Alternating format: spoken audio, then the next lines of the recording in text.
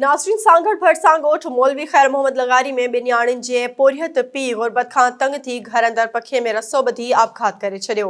तफ़सील ॿुधाए रहियो आहे SS न्यूज़ जो रिपोर्टर ज़वार अली लाशारी। जी ज़वार, छा तफ़सील आहिनि?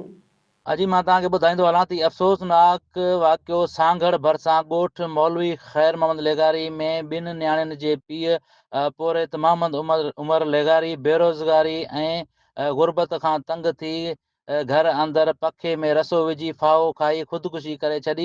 होॾां अहिड़े वाक़े जे इतला ते पुलिस पहुची नौजवान जे लाश खे तवील में वठी पोस्टमार्टम लाइ सिविल अस्पताल सांगड़ मुंतक़िल कयो वियो, जिते ज़रूरी कार्रवाई बाद लाश वारसनि हवाले कयो वियो। इलाइक़े वासियुनि मूजिबि त नौजवान बेरोज़गार हो। काफ़ी ॾींहंनि खां घर में राशन न हुजण करे बचा बुख ते हुजण करे हिन अहिड़ो क़दम खयों। होॾां नौजवान जो मड़ ॻोठ पहुचण ते कोहराम मची वियो आहे। जी।